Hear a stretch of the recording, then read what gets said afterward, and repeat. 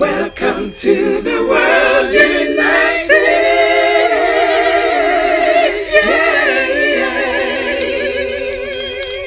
Welcome to the world united. Good morning, everyone. Welcome to the World United's Meet the Masters series. So today we have here Mr. Elitom El Amin, a hardcore breatharian who has been on the path of fasting since the year 2000 due to health reasons, and going from overweight and high blood pressure to now thriving health and energy within a few months, needing very little sleep to almost none.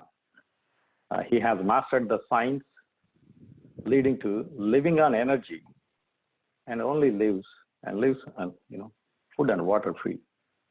He shares worldwide his extraordinary knowledge and experience in the field of human photosynthesis.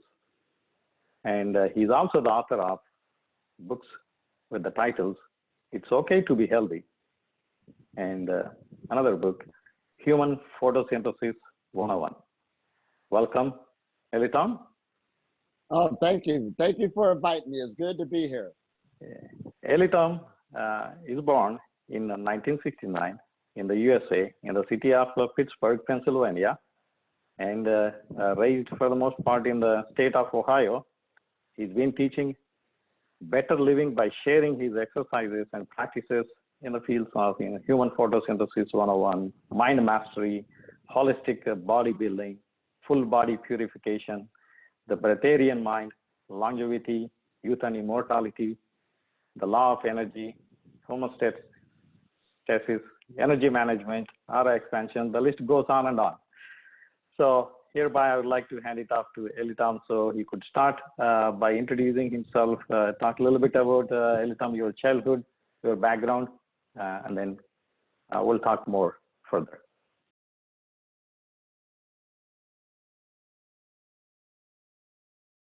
All right. It's good to be here and thank you. Now, I'm Elitom El Amin, and I'm from Ohio, USA. And the family I grew up in, when I was born into a Muslim family.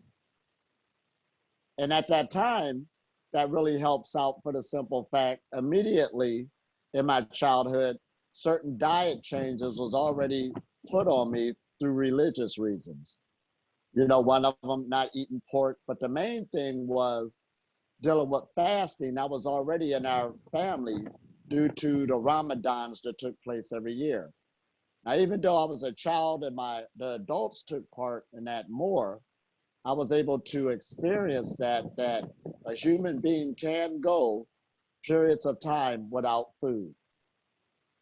As time went on and I began to develop in my childhood, of course, my family were no longer Muslim, but they gave me the space to explore other modes of thought dealing with spirituality.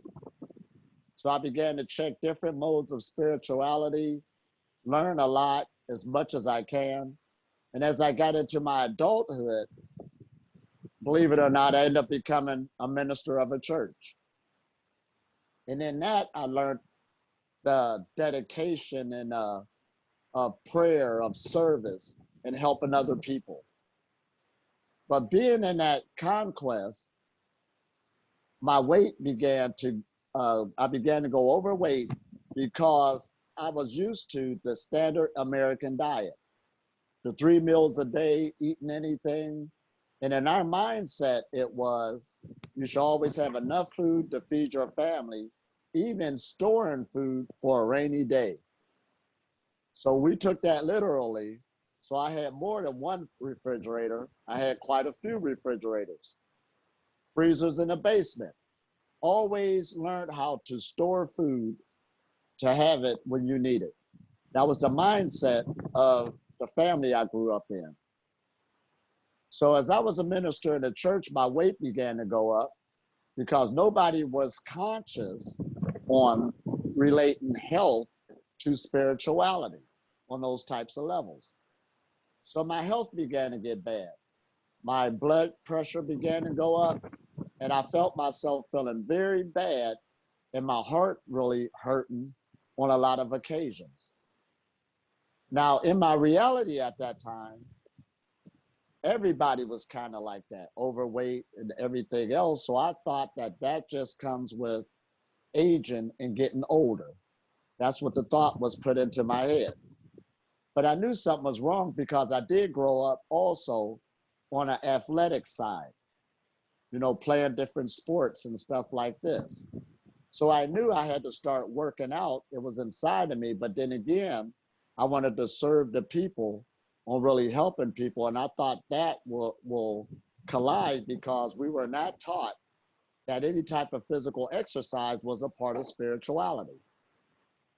But as my health got worse and I began to go up to 190 pounds, which was about 86 kilos, and I'm 5'7" in height, and my weight just kept going up and I really didn't know how to stop it. Then one day somebody came to me and said, "Won't you stop eating meat?" And they showed me some scriptures that convinced me that this was at least in a spiritual cycle, which convinced me. But being desperate at that time, I was willing on doing anything. So I actually took a Hajj or a pilgrimage from the church at that time. I knew I had to go work on myself because not only I was hurting in my physical body, it was also affecting my family. It was also affecting my livelihood, and it had me in a life of struggle. Because at that time, I did not know that what was going on inside also affects your external reality. So as I went on my Hajj and my pilgrimage, being desperate, I left meat alone immediately and became a vegan. And that's when I began to see changes take place. But I also rotated and met a Hebrew community that was into a holistic lifestyle. And that's why I learned a lot about a holistic lifestyle, not only making diet changes, but also learned about exercising as a part of spirituality, and also even the clothes you wear so your pores can breathe. But last but not least, I also learned more about fasting. For religious purposes, they fasted once a week to keep the Sabbath, but also for health purposes to give the body a rest. And in doing that, I saw my health improve dramatically. I went from 190 pounds going to 170. Really felt better, really felt a lot of energy. At the time, I didn't know that this was actually the pranic journey on what I teach now.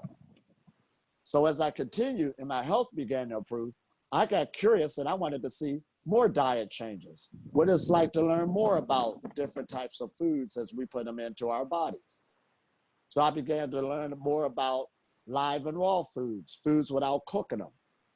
They got the enzymes, more oxygen in the blood. I began to learn more about that and see my health improve even more as I began to develop myself.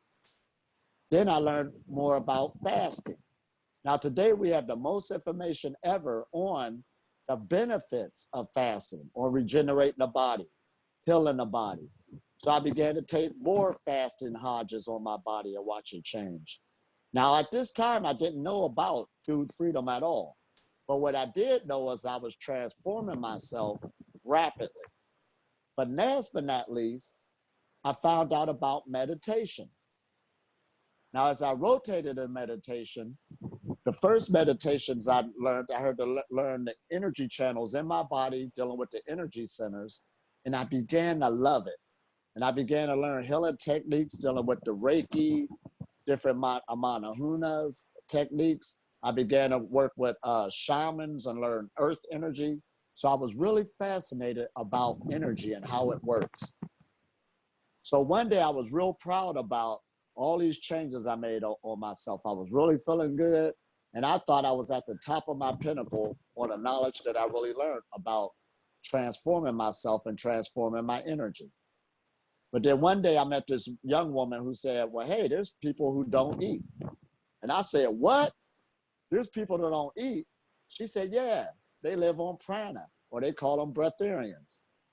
So this was 20 years ago. And of course, immediately I went on the internet and I tried to find as much information as I could on food freedom.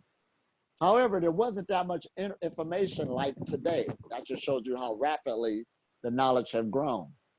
However, I did find bits and pieces, and it was enough to see that this was actually taking place on the planet.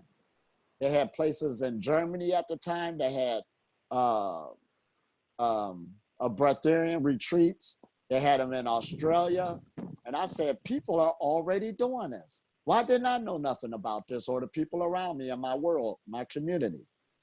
So immediately I began to order as much information, seek the information that I had at that time, and really go into learning more about food freedom. Now, even though they had the retreats at that time, they were very expensive. And due to my condition, what I was in, I just got married, just bought a house, a child coming on the way, just got a new job. There was no way in the world financially I was able to actually take time off to go starve myself. That's what I figured. Don't know if it's going to work or not. You understand? So at that time, I kind of felt, well, I built up the confidence inside that if I already made these dramatic changes on myself, I can go further. I think I could pull this off by taking another route, and I have to figure it out. So I've already made these great changes on myself, dealing with the meditation, dealing with the fasting, dealing with the diet changes, and dealing with the exercise. And even today, that's what I teach is the foundation of the breatharian journey. However, it was time to take it a step further, to challenge myself. So then I said one day, now it's time to become a breatharian, as I did all of my study and did all of my research. So one day I left food alone altogether. Day one went easy because, of course, I already had fasting in my lifestyle, and fasting became easier. Day two went easy, and I'm doing my meditations. I'm working with the energy work. But when day three came around, my sister came to the house, and she never comes to visit me, but that day she did. She knocked on the door and said, can I leave this box of M&Ms, those M&M chocolates, at your house? She was selling them for a fundraiser for the Girl Scouts. And I said, why, sure. You can leave them right here. Now, as I'm sitting there, I'm watching TV, feeling good about myself. And in my mind, I said, now I'm a breatharian. Now I mastered it. It is day three. However, I kept looking at the box of chocolates in the corner. Then I'm looking at the TV. I kept looking at the box of chocolates again. Then pretty soon I woke up the next morning, don't remember what happened, and I woke up with all of these chocolates all over me. I said, oh no, I failed. And that's when I realized that the food freedom part is mental. It's all about the habits that's inside of us. So now I knew that the journey was going to another mode of study with myself. And back then when I used to teach this, I used to say it was 80% mental and 20% physical. But now where I'm at 20 years later, I know that this is 100% mental. Everything carries a consciousness, a vibration. And we got these vibrations or consciousness due to our habits in our lives that's emanating from our bodies. That's what we identify as hunger, or we're creating our reality due to our past experiences. And dealing with food, food and sex is one of the first two hardest to deal with on the spiritual path because of this. This energy due to us, our body adapting to it, is actually putting out those frequencies, drawing this stuff to us as we create our reality.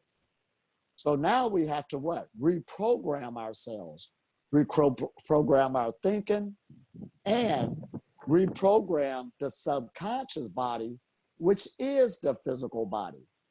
Let me repeat. The subconscious body is the physical body because the breatharian journey is a holistic lifestyle. Holistic means whole. The mind-body connection. They must become connected. So as I understood this, I had to build up my meditation practices. That was the energy flow, to open up the energy channels and to keep them open. And what I found out was that the energy that's going through the body also connects with the chemical system, which is our endocrine system within the body, that's responsible for wake and sleep cycles. It's responsible for also our hunger, feeling hungry. So as I began to open up more of the energy channels, bringing the electricity through the body. Yes, I said electricity, because now we got enough information where they tell us in the scientific field that all physical matter, even our bodies, have an electromagnetic field going around our bodies. And this electromagnetic field is two words: electricity and also the magnetism. You can't have one without the other. The higher the electricity, the higher the magnetism. And even over 100 years ago, there was a book called The Autobiography of a Yogi. And back in 1920 in America, he was telling people that there's electricity going up and down the spinal cord. And today, without a shadow of a doubt, we know that to be true. So the breatharian journey isn't about starving yourself at all. You are using the forces that we're already under, these invisible forces that you cannot see with the eye, but the body's connected to it. Like, for instance, X-rays, gamma rays, infrared rays. All of these different forces is in the ultraviolet spectrum that we live in. And our physical eyes only see a small portion of the frequencies that we actually live in. And this is what the sciences is talking about now. But even though you can't see it, your body's already connected to these forces. And in spiritual sciences, they've been telling us this for a very long time. Instead of the electromagnetic field, they call it the aura. And dealing in spirituality, they used to say you need to develop a sixth sense. Now, more than ever, with this knowledge, we know what that means. In other words, you can't see it, you can't hear it, you can't do all these other things, but you need to work on your body, the mind-body connection, where it gets more prana, if we want to use that word, which is life force energy. In China, they use the word chi. In Japan, they use the word ki. In Africa, they use the word ka. The ancients already used these words of what we're living in, and it goes beyond or more than just the oxygen we breathe. We got to keep that in mind. In breath work, you do have great benefits, oxygenating the blood, nourishing the organs. However, this is taking it to another level, because now we're dealing with the life force energy that animates us. And through meditation, it is the foundation, because as soon as you relax the body, as soon as you relax it and it gets comfortable, the body is a good conductor of energy, because we're carbon-based beings. And carbon is a great conductor of energy. We're energy beings. Everything we do, we deal with the foundation on an energetic level. Even my voice that I'm sending out to you is energetic. And sound is light. And my eyes, all it sees is light. My ears, all it picks up is light. I could go on and on. We got chakras going all through our bodies, through our hands, the reflexology points. And last but not least, we got our pineal gland, which is a great harvester of light. And there's much research on these different avenues on what the body can do. This, you taking the spiritual sciences and is educating us on how we can make this transition. This is a lifestyle change without a shadow of a doubt. And it is a health journey without a shadow of a doubt. And we have the most information now that's telling you the benefits of not eating compared to eating. Actually, they say fasting is the best diet, and it's not even a diet. Now where we left off was, as we're dealing the science behind unfooding or food freedom. And as we're saying, this is a holistic lifestyle, but the modern day person who think they know about a holistic lifestyle, what they're doing is just grabbing one thing out of the lifestyle. There's people who do a diet, but they don't know nothing about meditation. There's people who meditate who don't know nothing about exercise. And when we talk about a holistic lifestyle, We're talking about grabbing a whole package, putting it together to build greater health, which brings forth better energy. Like Nikolai Tesla said, it's all about energy, frequency, and vibration. Even today, when we deal with foods, all foods hold certain frequencies or vibrations, and everything we eat actually affects our thought process. When a person is into that type of lifestyle or that cycle, it's hard for them to see it. But when you come out of that and purge yourself and clean yourself out, and then go back to that, you can see the changes that start taking place on you. So on this journey, you do want to love yourself. You don't want to go too fast, but you want to take it easy as you start building better health. And the better your health becomes, the stronger the energy, and also the less sleep, better clarity of thought. It deals with your emotions at a better level.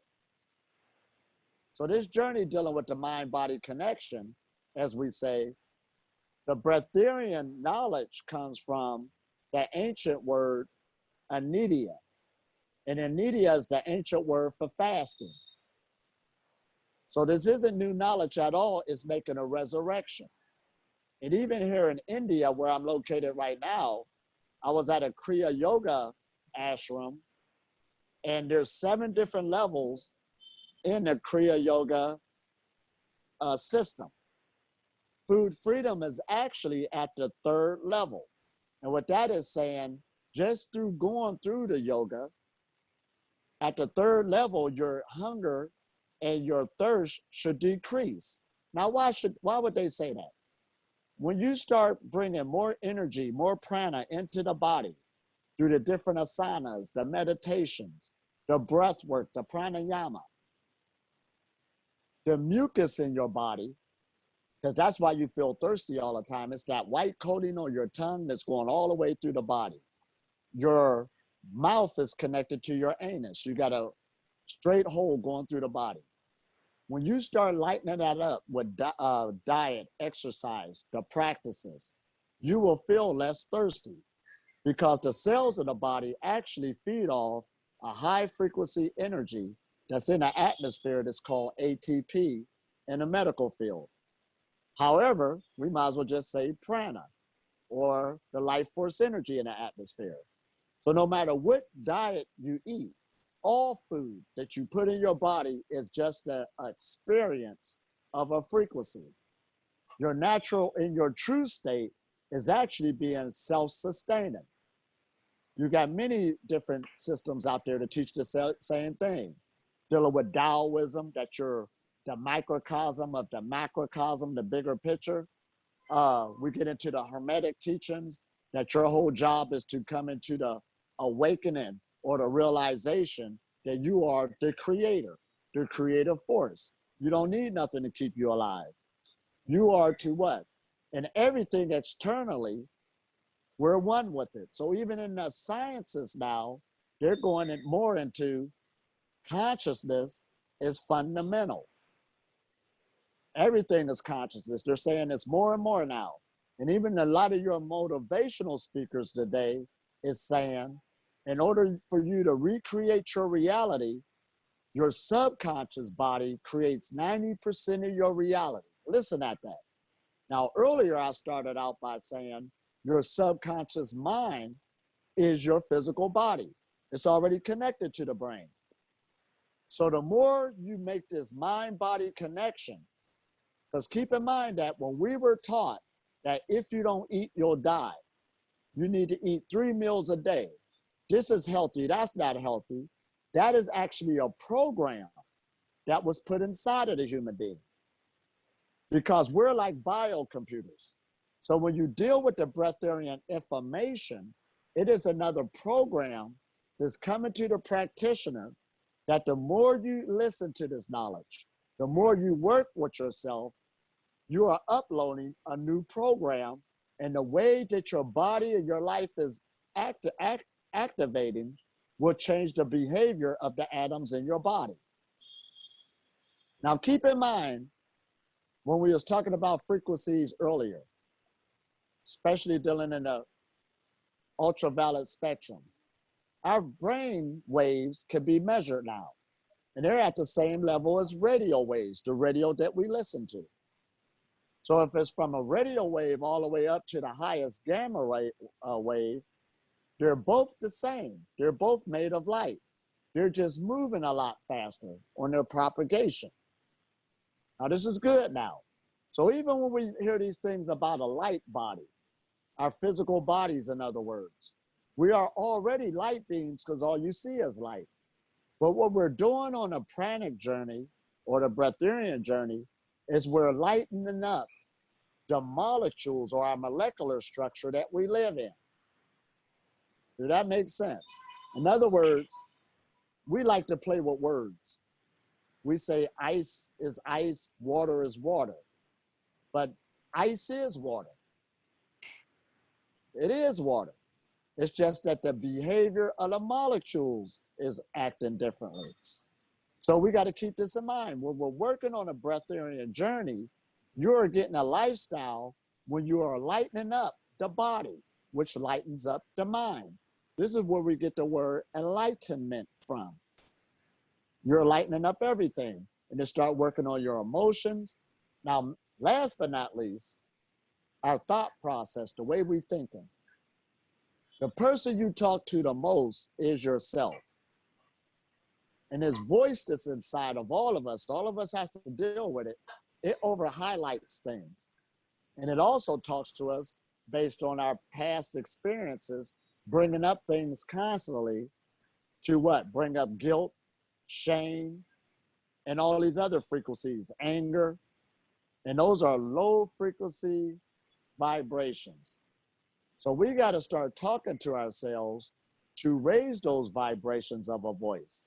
That's why they say happiness comes from inside.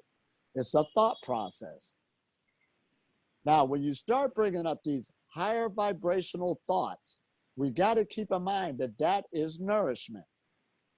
Have you ever done something before, you're doing something you really love to do? You don't even think about food being hungry. Most people eat because of emotions and boredom.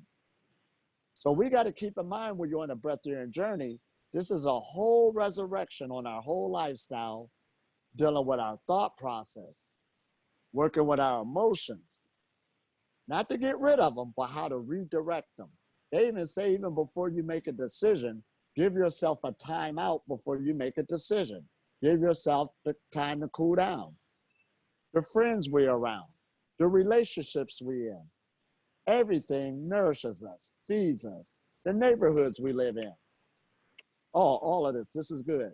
But we just thought again that food was just in this dense state on what we were learned to eat through our mouths.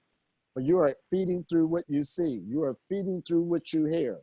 You are feeding just for being alive, just for being here. Now notice that all meditations, they all got one thing in common. They always say get in a comfortable position and relax. Because again, as soon as you relax and get into a comfortable position, the body by its nature already start allowing the forces that you cannot see start passing through the body more smoothly. This is why sleep is unconscious meditation. Now, even though I sleep less now, in the beginning stages, your body needs to be healed, especially if you've been eating all of your life. You're going to go through a healing crisis. Yes, you're going to go through things that feels uncomfortable, sort of like when you first start fasting. Now, that word fasting, remember when I started out by saying, I started fasting once a week. Fasting, I first started out hard. Now, they got many different levels and methods of fasting. They got juice fasting. They got water fasting. They got dry fasting. Or you can have a day where you start out fasting half a day. They got intermittent fasting. They got calorie restrictions. Start where you at when you're dealing with fasting so you can strengthen yourself and heal the body. Or you might have a bad habit where I'm not going to call it good or bad, You might have a habit that you want to get rid of. Say, for instance, smoking cigarettes. You might can't quit all at once, but you might take a day where you don't smoke at all. You understand? That's still fasting. You're giving the body time to get used to detaching itself from a substance that you were addicted to. Because food is just like a drug. It is a drug. Food itself brings chemical reactions in the brain, like dopamine, oxytocin. It activates the reward center. So when you come on this journey, all of this is coming into play, dealing with your thought process and everything else. So dealing on this breatharian path, I've been on this path for 20 years. And I went through the different stages. You got what you call a baby breatharian. Everybody goes through it. You got a teenage stages until you get into the adult stages, where you become more centered within working with these energetic forces. We do not tell people to put type on their mouths. Always put safety first. You cannot force yourself to become a breatharian. I know people fell into those different modes of processes that you're going to become food free in 3 days, a week, a month. We don't teach that. This is a lifelong journey where you're working with the energies every day. And it goes with your day. It goes with your lifestyle. Everybody's lifestyle is different. You could be having a family, raising small children. You could be in a relationship. Or you could be single where you have time to work on yourself. Now me, I do practice what you call brahmacharya. A brahmacharya, Brahma just means the ultimate, charya, the path. But that deals with sexual energy cultivation. Because even your sexual fluids in the body, you can actually use that for food. Now, even though you don't plan on giving up sex altogether, you should still be mindful on how you use the fluids in the body, because every time you use the fluids in the body through an orgasm, your body has to replenish itself to remake those fluids again. So when you learn this, the fluids that the body makes, the body uses the best cells and the strongest cells in the body in order to make the fluids. So you start allowing those fluids to reabsorb itself back into the blood so it can go up and down the spinal cord, nourishing the brain, because the fluid started in the brain and you wanted to go back to nourish the brain. Now this is very important because the brain is an instrument. The brain holds the most energy out of every organ in the body, and it needs its energy. If the brain does not get its energy, this is why people starve to death, or they lose too much weight, or they look anorexic. You have to figure out a lifestyle on how to get these energies in the body to rise upwards, because heat loves to rise upwards. Energy rises upwards because the body is an instrument. And when the brain gets what it needs to be nourished, then it'll start nourishing the rest of the body. And this is why we call this the spiritual sciences. I mean, you gave a pretty good overview, starting from your childhood and how during Ramadan, you're used to fasting, which is a part of life. And then, how you try to reduce your weight by changing your diet to, vegan style and getting exposure to Hebrew families. And even exploring how you expose the skin body pores to outside by wearing the type of clothes, by choosing the type of clothes you wear. I mean, you also explained pretty good on the introduction to breatharian life and how that life looks like and how you mix the fasting and the meditation and the need for it. And what are the impacts of it? What changes does it make? And also how everyone should customize according to their circumstances, their lifestyle, etc. So one quick question is, so we started a lot of talk about fasting and living without any food. We have you as a live example. So one question is, how about water? Do you take water? And how is it possible to survive without water? Because the medical science says one cannot survive more than 7 days without water.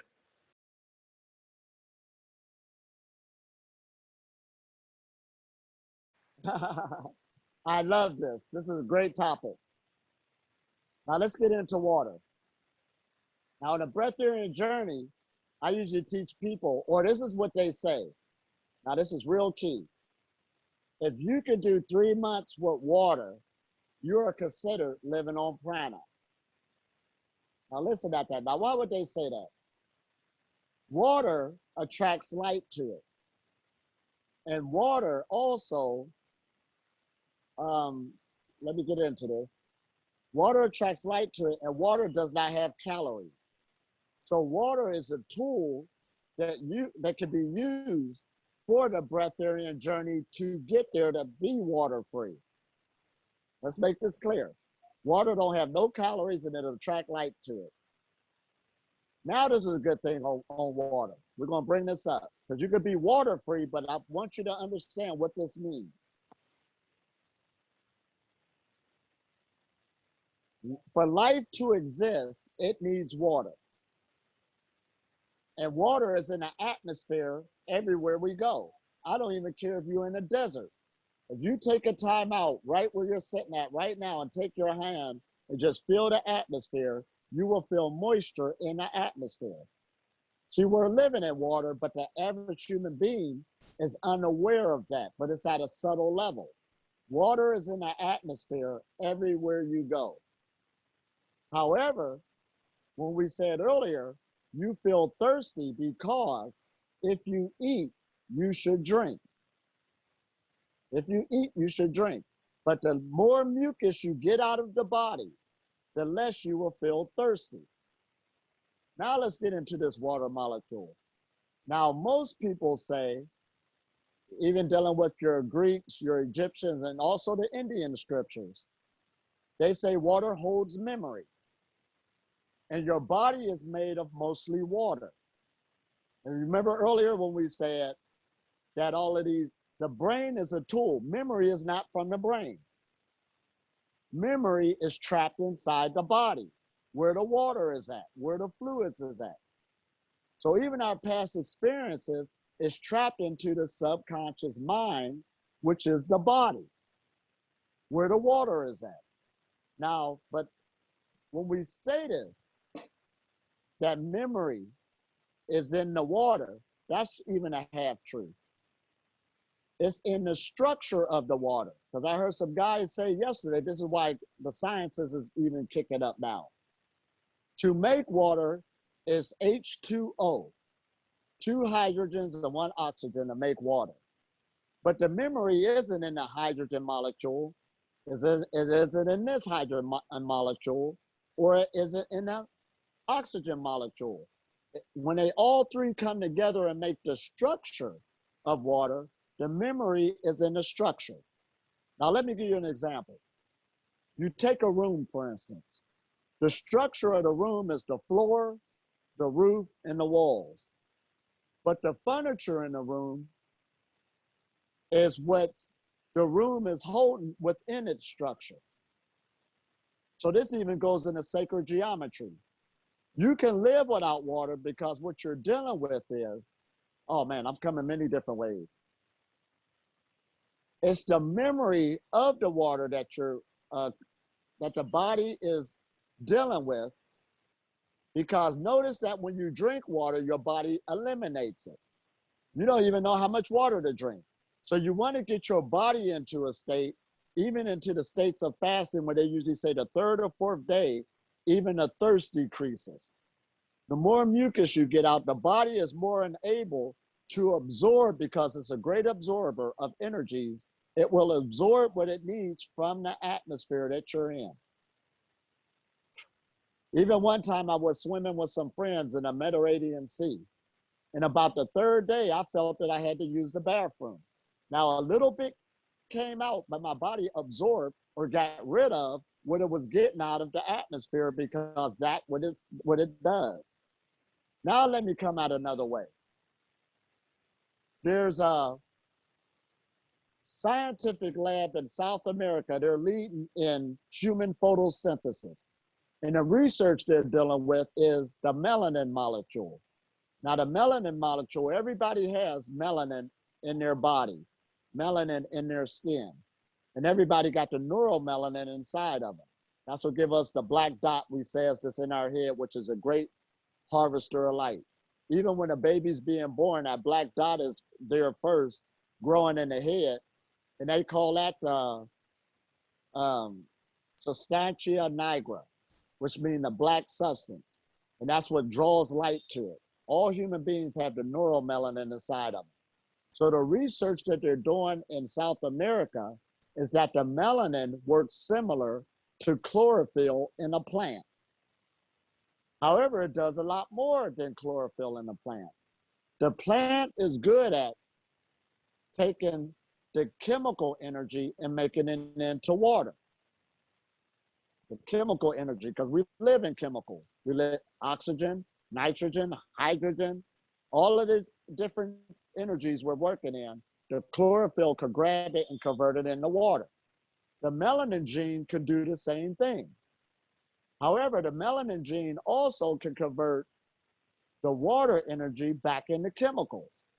That's why the ancients used to identify us as the tree of life. It's talking about a human being being self-sufficient. But when you come up outside of yourself, you will seek external things to keep you alive. And then you'll be in a cycle of, say, for instance, a person is eating all the time. But notice that you're always hungry. It's a void that can never be filled. You're drinking all the time. You can never fulfill that void because you're going externally. What we're doing with this knowledge is going back inside. This is why we're saying meditation is the foundation. And we're allowing our bodies to go back into a state to absorb the atmosphere that's around it. Now, toxicity in the body actually blocks energy flow. So that's why everybody always gives a good report on when I lost weight, I felt I had more energy. When I start exercising, I felt I got more energy. I feel stronger. When you clean and purge yourself out, you feel better. It's because you're moving these toxins through the body, out of the body, and you'll feel healthier and stronger as you continue on this journey. But dealing with the water molecule, that takes a lot more time to get there because you got to deal with your belief system.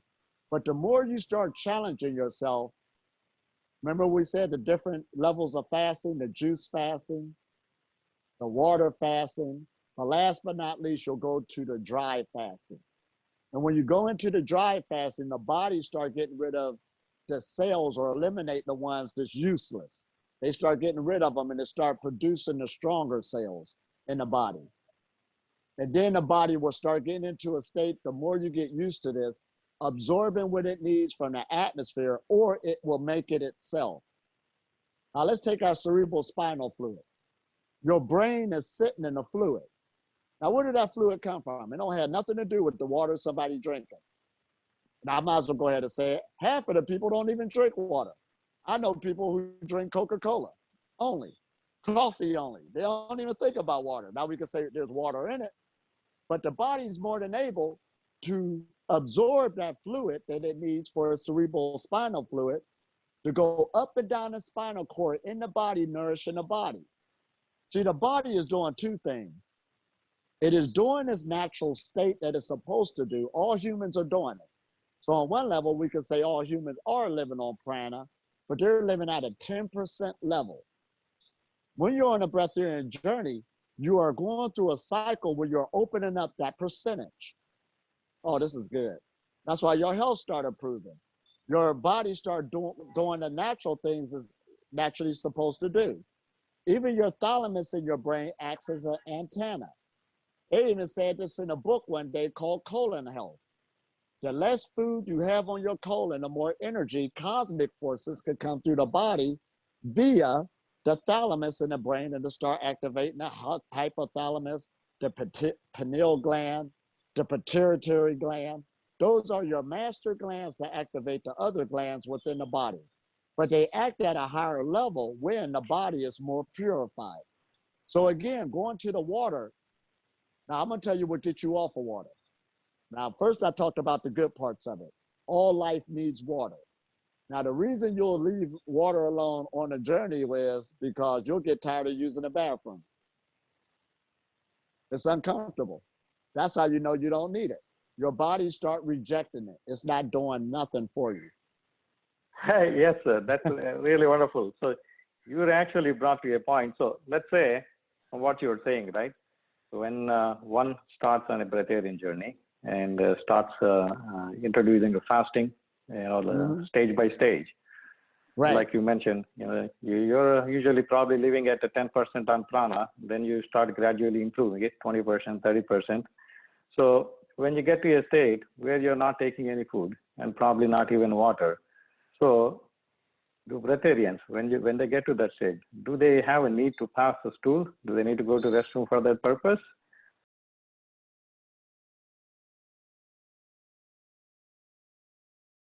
Yeah, go Not ahead. at all. See, this is what happens. Your body's going to get rid of what you put in it. Now, the body has many different ways to eliminate stuff. See, for the average person that eats constantly, dealing with their digestive system, the intestines is the primary, the lungs is the secondary. When you start lightening up and going the other direction, your lungs start becoming your primary digestive system and your intestines become the secondary. So the intestines don't stop working because just living in nature, living in this realm, your body still can pick up toxicity. So your body will get rid of it. It can get rid of it through the skin. Every time you breathe out, you're getting rid of toxicity. So using the stool like an average person that does not take place at all. Because we know that if you're eating every day anyway, if you don't use the stool after a meal, we call that constipation. That's bad for you. So when you come on a breatharian journey and start lightening up, this is a whole nother ball game. Now, say if you're living in an inner city, of course, your body's absorbing everything from the atmosphere, pollution, so it's going to get rid of eventually. So every once in a while, you might feel that your body might need to eliminate something, but it'll be real small, probably like the size of a rabbit stool. It'll get rid of what it needs, because that's what the body Wow. does by its nature. It is, see, the body can handle stress. So you don't need to take this journey like you just can't do nothing, just can't touch nothing, just can't be nowhere. The body's more enabled to get rid of stress. The human being's problem is that they overstress in the body, just like they're overstressing the planet with toxicity, with pollution. And that's what puts it into another state of degeneration instead of regeneration. Oh man, it regenerates by its nature. Every time you take a shower or bath and you wipe yourself with a towel, you can see the old dead skin cells on top of the body coming off. The new ones is underneath, always pushing itself forward. And even now they'll tell us, every 5 days you got a new stomach. Every 30 days, basically, you got new skin.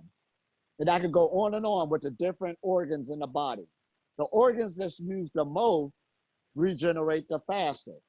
That's why they say 5 days you can have a new stomach. So that's why every time you do leave something alone or make new changes, you can see it on a person. You can see it. You can leave salt alone and see what happens. Take a before and after picture.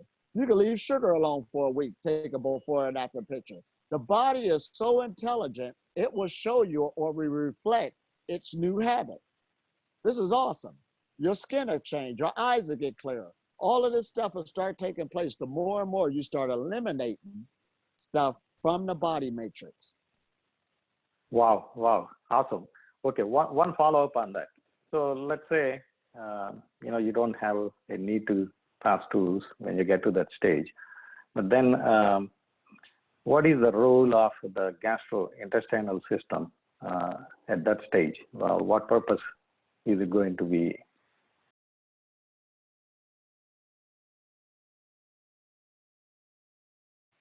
Now let's go back into the meditation world. Now there's a lot of meditations that talk a lot about the area up under the belly button. In China, they call it the Dantian, you know, in the Taoist philosophy. And even when we were born, where our belly button is at, that's the place we got nourished at in our mother's womb, right through the umbilical cord. But even though we separated from the mother, there's a great influx of energy still in that area, right up under the belly button. And even we dealing with yoga and stuff, loosening up the psoas muscle in the hips, we use that term called the kundalini energy, which is the life force energy. There's a lot of energy within the hip area. So when we're dealing with this storage of energy, now I'm glad where the medical science is at. They got a nerve called the mesentery nerve, or a mesentery organ right up under there. And that is good for storing energy. Now, remember what we said earlier, that the brain uses the most energy in the body. It needs its energy, but it is not a good storing place. You store the energy within the body. See, I even work out a lot, as you can see the muscle build up. But when you're on these levels, the muscle stores energy. You're using your body to store the energy. It was storing it before, but it was also, when you eat food, it takes a lot of energy to digest the food.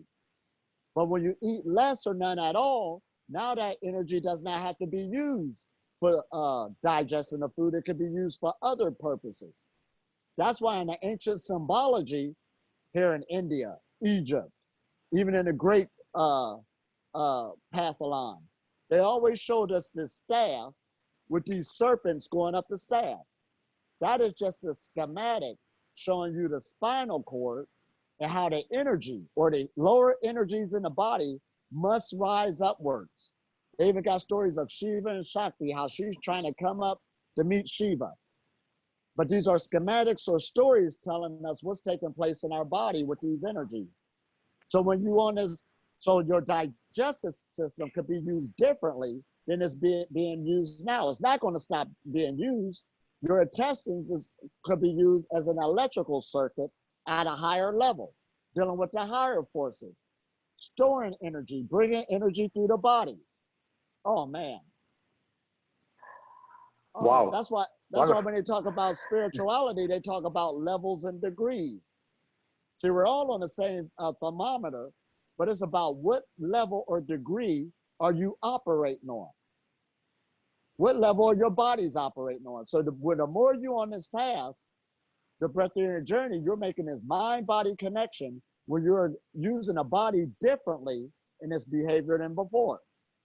They even tell you now in the medical sciences that your intestines is a brain, your heart is a brain, because it got neural systems within there, influencing the thinking in the brain. So the more you loosen that up, that deals with your emotional body. You have more cognitive thinking skills. All of this stuff kicks into play. And when you deal with this electromagnetic field that's coming off the body, everybody has it. The heart, which is beating just like a drum, is putting out a signal, whether you can see it or not, coming from the body. And that signal is going out the furthest. So again, the more you lighten up the body, you are strengthening the heartbeat signal. It's with the heartbeat of the universe, because even the universal forces is vibrating. You're coming more with the external vibration. That's what we mean by becoming in tune and coming in harmony. So when you start creating things, you ain't even got to think about it. I wish I could have this, or wish I could have that. It's already coming off your body matrix. You're always in the right place at the right time, getting what you need when you need it. You're born into this. Wow. Anymore? Thank you so much. That is a very good explanation. There was actually a follow-up question, but you actually covered it with the explanation that you just gave. But you while explaining that, right, the role of gastrointestinal system, when they don't play the day-to-day common man's role of digesting food and the related stuff, it has other purposes. And then you started explaining a little bit about, other purposes it can serve, and how the Japanese, you started saying, they call it Danshin, other things, right? So, interestingly, that reminds us of what Dr. Yugandhar he always talks about hara being the place, 2 inches below the navel and inside. And Right. it feels like you are referring to the same point. And if Dr. Yugandhar is willing, would like to bring both of you together to see if we want to explore or go a little bit deeper on that.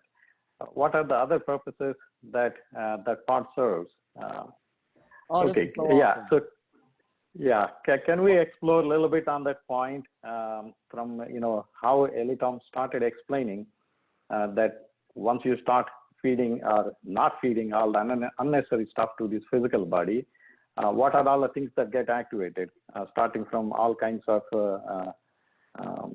nodes, etc., that you mentioned earlier, including now other roles that these parts may start playing.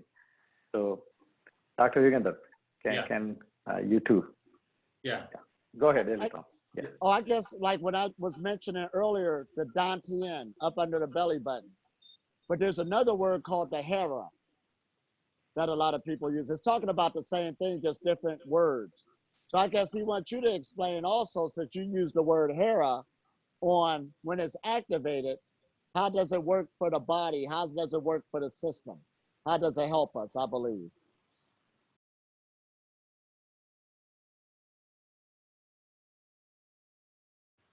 Okay. Chinese are calling this place in the lower abdomen, 2 inches below the navel, as a lower dantian. As per their philosophy, there are 3 dantians or energy centers: the upper dantian, the middle, and the lower. The lower dantian is the key because that's the base of the prana, the source of the prana, the source of vital energy. They call also it as the center of Tao. What is lower dantian in Chinese is the hara for Japanese, and in Sanskrit it is called as Hiranyagarbha. Hiranyagarbha means the golden womb. So the golden womb is very important. It is called as golden womb because womb is the place where we all grow, and when a person's consciousness is totally aligned with this source of energy, the very center of consciousness, then the person can be immortal. It is possible to be immortal. It is described in many Sanskrit texts. If the size of the lower dantian or the hara or the hiranyagarbha, whatever we call it, reaches the size of the physical body, one becomes immortal. So normally the size of the lower dantian is almost fist size. So if it grows with continuous practice and sadhana, it reaches the size of the body, and it has got totally different effects on the physical body and the spiritual bodies as well. And as far as the explanation that you have given, there have been so many breatharians since time immemorial who are surviving on only prana, the vital energy, without taking any food. Recently, we lost one breatharian by name Prahlad Jani. You also know him very well. And so many, even Paracelsus, there is a very great man called as Paracelsus during the Renaissance period in Europe. He was most popular as a person who was not eating food at all. And he's called as the father of toxicology. The branch of toxicology came from a hybridization of biology and chemistry. And he has done so many experiments on toxicology, on food and effects of the food, and possibility of living without food. So many theories are propounded, and it was much criticized by the so-called philosophers and the priests and the rationalists and all. It was much criticized, but whatever it may be, there is quite great number of cases where people were living without food. But the explanation, the medical science, the explanation from the perspective of medical science to support the idea of living without food and water is very tough, very, very tough. Because medical science research is based on completely a different paradigm. And the explanation that is possible from a breatharian is totally from a different paradigm. And the meeting point of these two explanations is yet to come in future. It is not yet come. But there are some experiments, there are some methods, there are some ways from the perspective of quantum mechanics, which is trying to bridge this gap between the breatharian's philosophy and the medical philosophy. So maybe the quantum mechanics is going to prove, because the quanta, the energy that is essential for human body, can support these two seemingly opposite thoughts. Whatsoever it may be, there are so many animals in the world, like even polar bears. There are so many single cell animals, beings, who are living for decades, single celled beings like amoeba type of beings are there. These are surviving without any food, without any water for a decade. How is it possible? And polar bears, they go into hibernation, they go into estivation for months together without food. When it is possible for a bear, and when physiological laws are supporting the bear, which is a mammal, a big body with 100 kilos, more than 100 kilos weight, how it cannot support the physical body? That is also quite, there is a lot of logic in explaining the breatharian concepts. However, it is all personal experimentation and personal evidence and personal understanding and personal practice which proves otherwise. So I feel that definitely one can absorb energy through all these ways. And Taoists is one group in the world since a long time, which are supporting this idea of living without food and water, and live for a long time, maybe 100 years time, more than 100 years age, and even more. There are many evidences in history of China. A person lived for more than 280 years, a military commander. There is a recorded evidence of a military commander who lived for more than 280 years with clear evidence of his date of birth and date of death, everything. They all maintained the energy coming from lower Danshan, otherwise called as Hara or Hiranyagarbha. Somehow, a mysterious way of connecting oneself from the center of consciousness to the whole cosmos is getting possible through breatharians. And it has to be much explored and much studied and much taught to the common people, to the masses. Thank you. So we talked about food, and we also briefly touched on Danshan or Hara. So Dr. Yugandhar, you typically you also mention about silence being and how vital it is, and connecting to the silence. So question for Elitom is, throughout the breatharian experiences and what you have just explained, is there a role of silence here, or experience of silence with respect to breatharian way of living?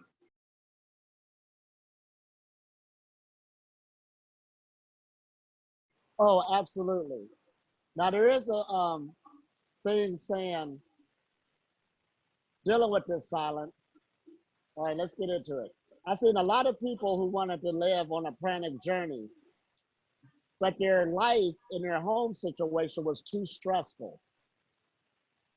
Now, one thing I didn't talk about was when I made these changes in my life, the first step was I had to give myself time to work on myself. So I had to be willing to give myself time first. In other words, get away from other people, work on myself, go into silence so I can deal with that inward voice inside of me. That is very important, because there's a knowledge within us, but it's hard to hear it if you're not willing on giving yourself this type of sound. Now I'm going to take it in two different levels. Now, earlier we were saying that the body is always giving off a frequency with everything you're putting into it. So as you're making these changes of cleaning yourself out, changing your diet, you are also changing the frequency of your body, and you want to get it more into a silent state. Oh, I said that. More cooled down, more harmonized. And that's what I call the sound. See, I did a teaching one time how a person was quiet verbally, but they were making a lot of noise physically. what that mean was that their lifestyle and the frequency they was putting them out of from their body was causing a lot of chaos taking place in their life, even though they were a verbally quiet person. So when we deal with silence, it comes in many different levels. Silence of mind, so that your body can have time to allow these energies to run through the body, and you can actually feel them, connect with them, because this energy is also information. We're getting the answer, seeking you shall find, running through us. It is hard to do it when you're in places that are noisy or around other people all the time. You need time to yourself in order to keep developing yourself on this lifestyle. And even not now, even though I deal with a lot of people, I've also learned how to say no, to give myself that space to regenerate myself, replenish myself, and to be with myself, be with my own energy. So silence is also a must on the path, which the word they use is samadhi. Samadhi. Thank you. Thank you.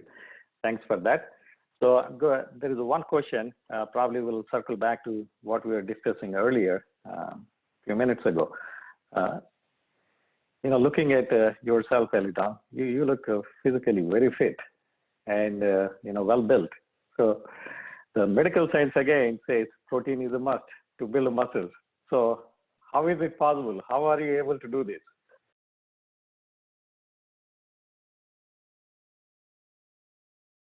Oh, I'm glad you brought this up. Now, actually, over the last 2 years, that's when the muscle actually developed even bigger like it has over the last 2 years. Now, I was always into, like me and my son said this, if we're going to teach this message, and it's a health message, you should look healthy. So we also added in exercise, because a lot of people come into this message with the spiritual idea, and a lot of people were either too skinny looking anorexic, and it's unattractive. So you get a lot of people who are in health, you understand, but you should look a certain way. So that's why we took the whole package and put it together. So the exercises I'm into is resistant type exercises, using your own body weight, push-ups, sit-ups. So when you're dealing with the science, it's a science again, of building a muscle is through repetition. Breaking down the muscle, allowing it to build back up. Now, as we said earlier, this happened to me over the last couple of years where everything really got highlighted, because I've been on this path for 20 years. But through the repetition, dealing with this, grabbing these other forces, now your muscle acts differently than a muscle does out on the world, another person. The muscle of a breatharian works to help stores the energy just like the Dantian or the Hara. I just learned this. I have more energy than ever before just by building up the healthy muscle mass. But again, it's not with weights that can be damaging to the body, because I know a lot of bodybuilders who's coming into this with that old method of knowledge, so they got to go through great healing of what they was taught before. You need a lot of protein to build a big muscle mass. So you see a lot of bodybuilders eating a whole lot, eating meat back in the day to build these big muscles, but it caused them health problems in the long run. On a breatharian journey, we're talking about relaxation, moving the body with flexibility, and also dealing with resistant exercises. I do a lot of pull-ups with the pull-up bar, push-ups, building up the muscle. Now keep in mind, muscle is easy to build when your body has less body fat. The less body fat, the easier it is to cut up the body. Oh, this is good. Wow. Wow. Very good. Yes. That is something new that we learned today. Wonderful. Wonderful. So I think there are many things that we learned from a common man, how we can transform to a breatharian life, and how you can do that in the stages, and what changes you may experience, both physically, mentally, spiritually, and some of the practice tips. So let's shift to another side of this, Elitom. So you've been saying you've been living a breatharian life, and you made a lot of changes to your day-to-day and family life, etc. And you love to travel. You've been all over, right?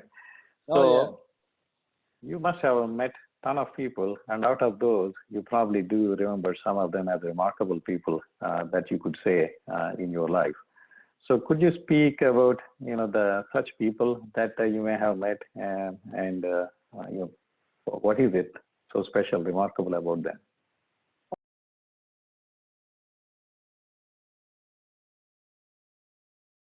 Oh, this is awesome. I'm having a great experience in life. And my journey as I'm traveling around the world is to give this information to teach others, because if you don't know that it exists, you can never create it. And that was one of the things that hit me on my journey as I was going through this. Why didn't I learn this in school? So I kind of took it upon myself to at least educate the world that this exists and show them the methods on how to go about it. Now, what that does is it draws all types of people to you. Now, skeptics is good because skeptics at least allow you to look at yourself to up your game. You understand, to practice what you preach. But it's also good too that usually when the best skeptics I meet usually comes out saying that this makes sense, because we're not making it spooky, far-fetched. It's a message that everybody can grasp now. You can take it from myth to reality. So that's why this is a good thing. Now, of course, I meet some remarkable people. Now, there's a saying that says that a wise man can learn from anybody. So everywhere I go, I'm learning off of everybody. They don't even need a title of a PhD, even to be something.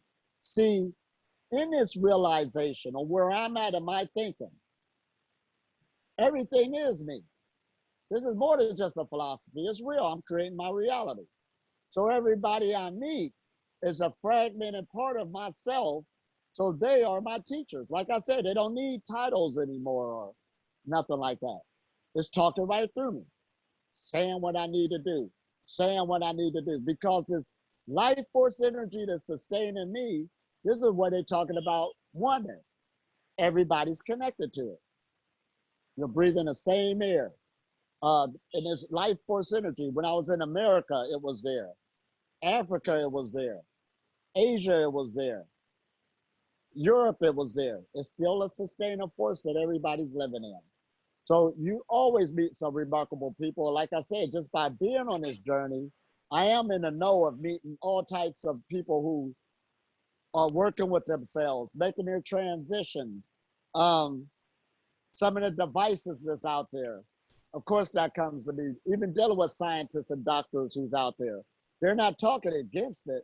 They're talking on ways to how to present it, how to work on themselves. So this is great on the people you meet, the journeys you have.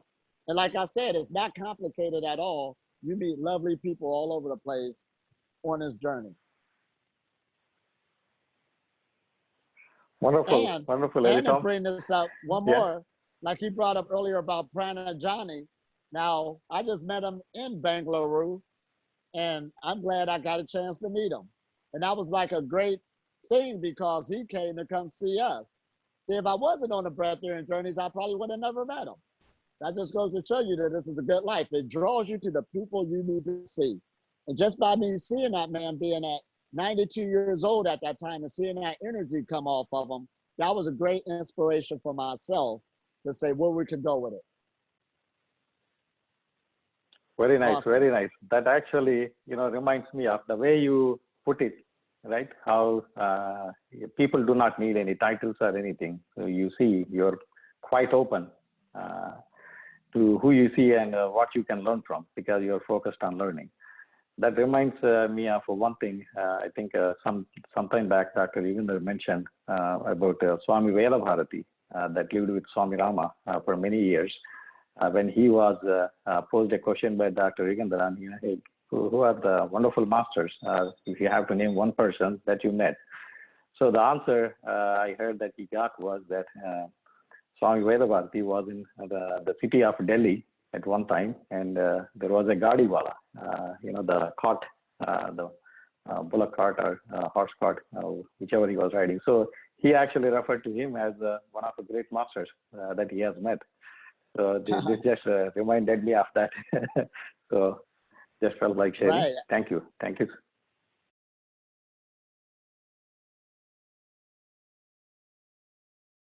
There are a couple of books you have written. So just wanted to focus, shift the focus towards the side of author inside you. How did that start? Why did you decide to start writing the books, and what is the inspiration behind?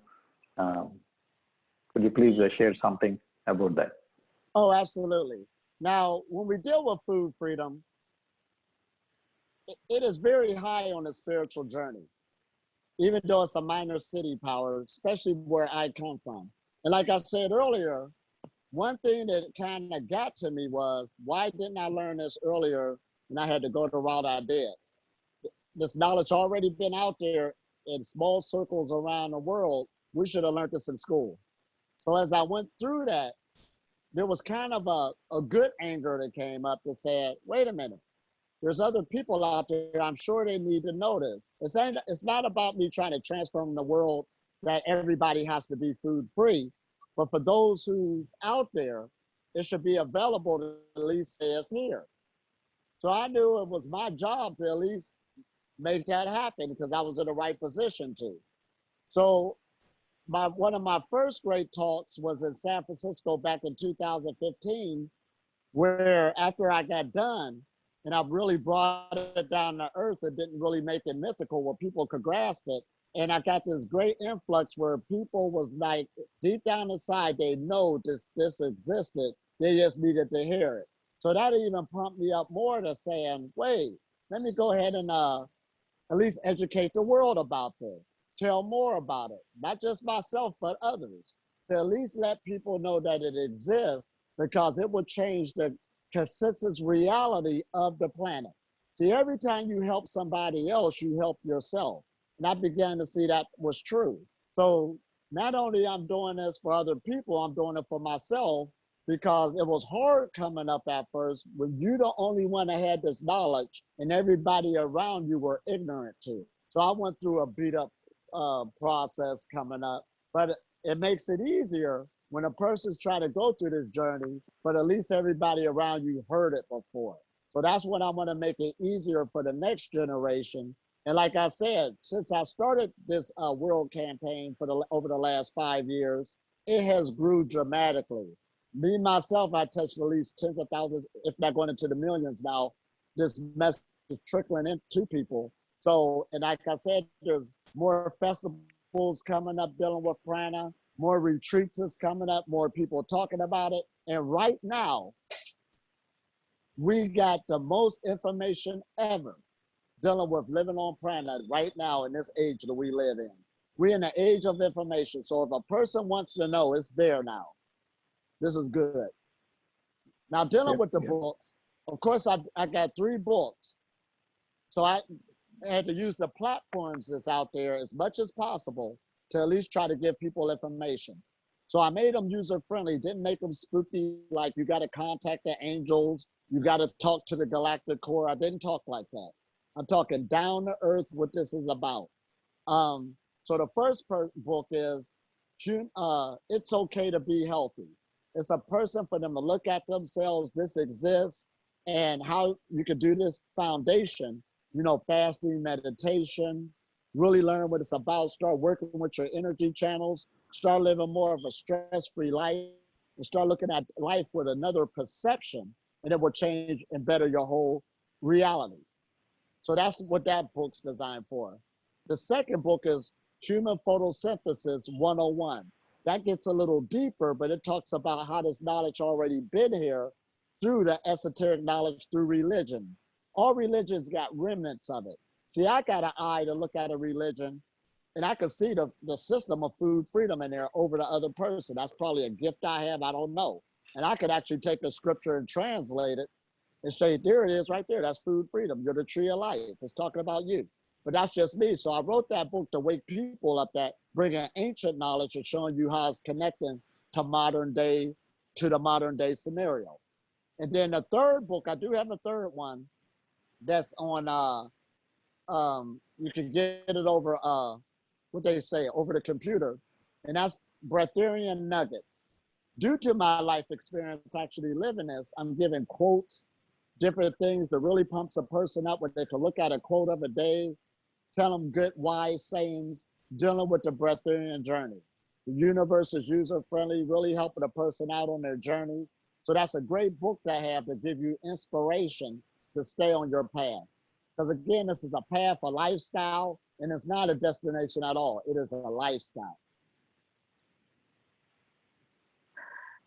Thank you, Elitom, for introducing ourselves to your books, and also the reason, the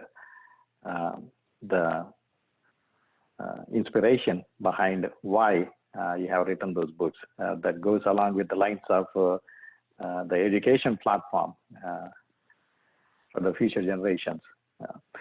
Okay, so I think today we have gone through so much about not just a common man's life and what a breatharian life is, how to transform your life towards that, and the reasons for it, what are the benefits, and the tools that are available today to get there, both scientific explanations and also some non-scientific that one has to experience themselves, and a wonderful discussion along with Dr. Yugandhar, bringing the paradigm or parallelism between your thoughts.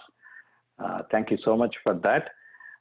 So before we close, would like to ask, is there any final messages that you would like to share or give to our audience here? Oh, yes, absolutely. Now, with this message, the breatharian message, it is really user-friendly. Just pick up where you're at. Don't try to push yourself too hard. And there's a level and a path for everybody. Because keep in mind, it's a holistic lifestyle, and a holistic lifestyle connecting you with the forces of nature is our nature. So it's for everybody. So keep up the good work. Start working with yourself where you're at, and you'd be surprised how you can affect others around you just through the lifestyle, which is an energy within itself. So have a good day as we keep on this journey and keep making this world a better place to live for everybody. Thank you so much for inviting me. Namaste.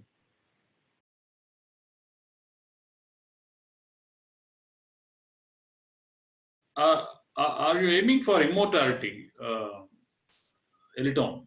Oh, I'm glad you said that.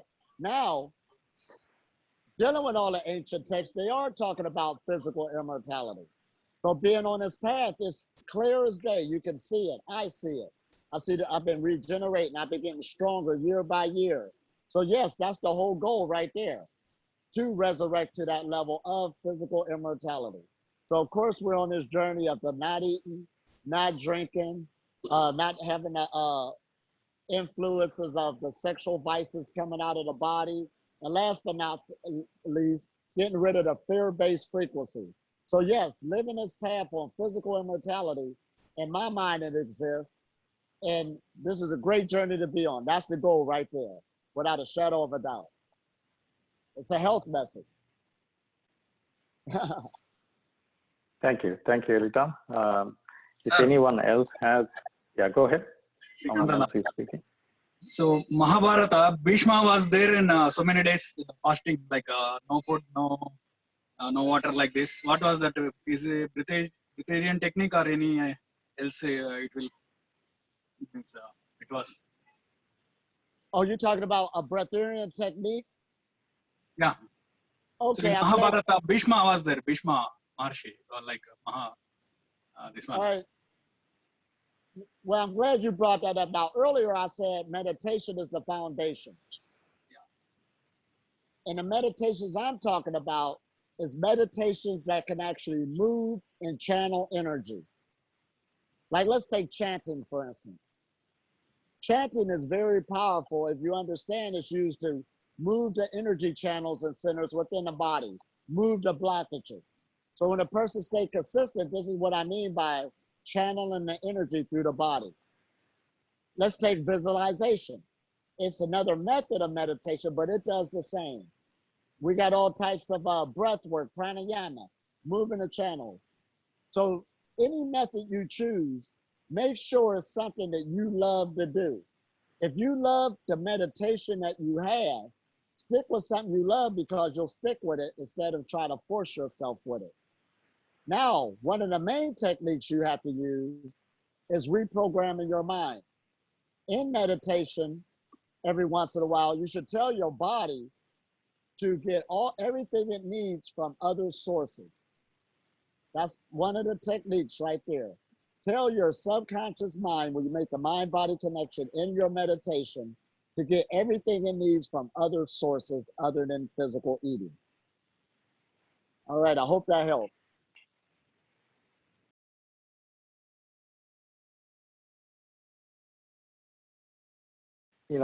When you start explaining about breatharians and how it's transforming the life, and so when you talk about all of these, right? So do you face any wrath of, from the rationalists and the priests about what you are claiming, and how you are managing about that?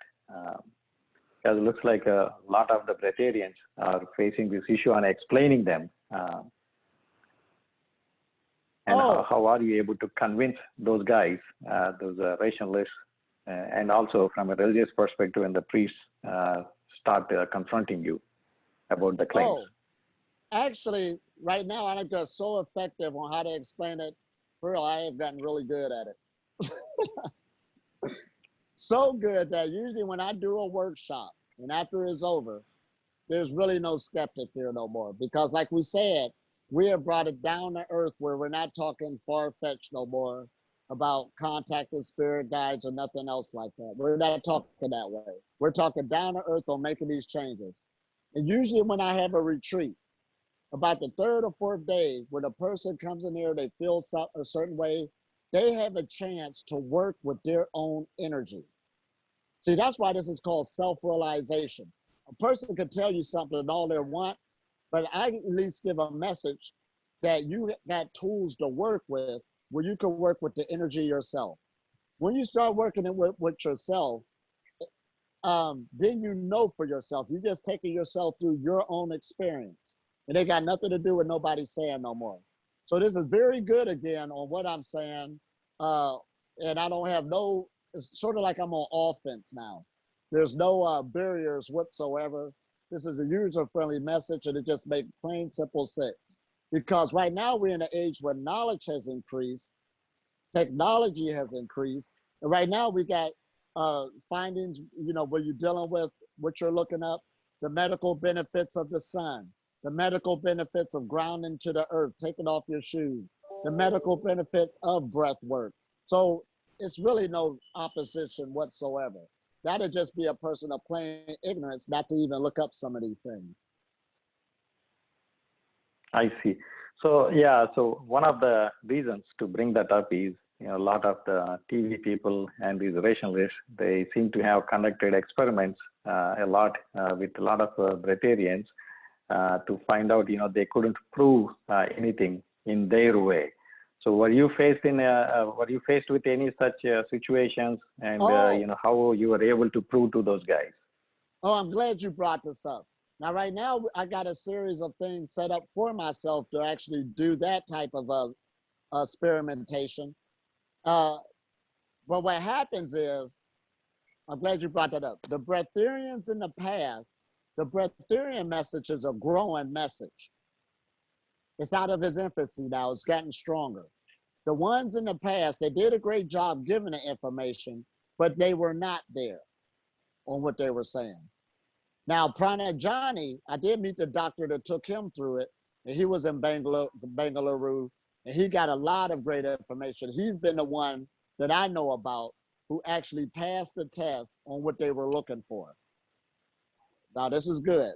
And he got a lot of information dealing with that. So I got some things set up with myself, with him and some other organizations dealing with that. It is how to present it. So it's real good right now. But the message itself has gotten stronger because the breatharians who went through it in the past, they were not there yet. Absolutely.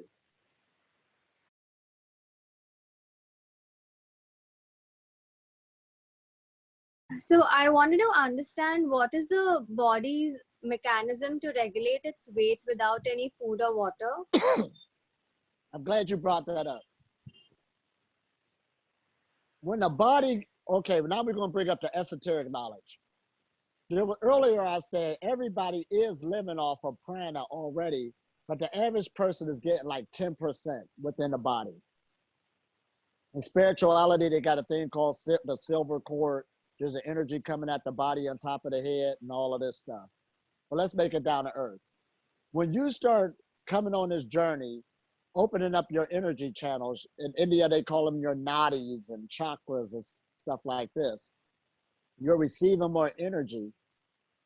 You should at least get up to like 33%. Now listen at that number I just said, 33. Now breatharianism or food freedom is a minor city power. The reason why they call it a minor, notice I didn't say you needed to be 100% open on your energy channels. All you need is 33% to live off of food freedom. Now, once the body gets to a level where it can hold more light passing through the body, the weight will stagnate itself on its own. It will stagnate itself. But before then, the body needs to get the memo. Just like a computer, you're downloading another application. You have to get the body out of the frequency, because right now it got it picked up that it will starve itself, or if I don't eat, I'll die. Now, the body is vibrating at a lower frequency than our thought process. Have you ever seen like people make New Year's resolutions? I'm going to do this and do that. The thought sounds good. You're going through your New Year's party, but about a couple weeks into the New Year's, a lot of people stopped or gave up on their New Year's resolution. The thought is moving as an energy that's moving at a higher frequency, so it can see things, but actually implementing it within a denser body or a physical reality is a lot harder for anybody, no matter what you try to achieve. So when you're on a breatharian journey, the reason why you want to take your time, because of course you're going to lose weight. When I went from eating anything to a vegan, I lost 20 pounds right off the rip. And even then, even though I felt good and felt healthy, the people around me were saying, "You okay? You look bad. You lost too much weight." But the vegan community I was with, they didn't see it like that. So it's people's perceptions. Then when I started going more live and raw and organic, I lost a whole lot more weight. But in those communities, they said I look good, but the communities around me said I look bad. You lost this weight. But then when the body, when you really start letting go, it's picking up a lot more energy. You can feel the influx of energy. That's why they say you become a walking meditation. The body will get to a weight that is comfortable with, because of course, everywhere you go, the body's going to adapt to the atmosphere. Every change the atmosphere makes, the body makes. So my body right now stays around about 52 kilos to 54 kilos. It influx it up and down through there, depending on the atmosphere, depending on the weather. And that's like 120 pounds. Now keep in mind, like how we say my body look good now, got used to the new program. When I was 190, if I want to jump from 190 to 120, I would have been scared on how it looked. It wasn't ready for it yet. The eyes will be sucking in all this other stuff. I was just talking to somebody where they lost weight. They feeling good, but they getting kind of scared on how they look like they losing too much weight. What I told them out of wisdom, get the weight that you're comfortable with till your body got used to that new weight. Once it get used to that new weight, then you let go to the other level. You understand? Don't rush it too quick. But once it get to a weight that is comfortable with, it will naturally by its nature stay there. This is how the breatharian sciences work. This is why we got to take our time. And like they say in the Indian philosophy,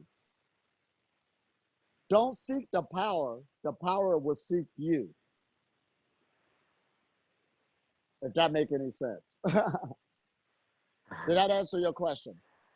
Yes, but I actually have a follow-up question for that. In India, I don't think many people really follow it right now because we are so used to eating like 3 meals a day, and everything has to be like lentils, rice, and flour. So, I've come from that background myself, where I started to reduce all these foods, and I started to have more of fruits include juice fasting, water fasting, dry fasting. Now, according to my family and my friends, I ended up being like the outsider, like a very unconventional person. Like, what is this girl up to? And everyone was worried, and there was a lot of criticism and a lot of like, being like the outcast. So I want to understand, like, if you've ever faced this and, how you've sort of like dealt with it, because, I still do live in the same environment. So sometimes it becomes difficult, and actually I get fed up explaining to these people like, this is what I'm doing. So I just want to understand how you've managed. Oh, absolutely. That was a good question. This is why I took on the role to educate people around the world. More and more. I just put it out there. It don't matter if they believe it or not. Because if a family group hears that it exists, it'll make it easier for people to say your situation. There's people that have a fit, just become vegan. They think you're about to die. Because some people still got that you need to eat meat in order to live and all this other stuff.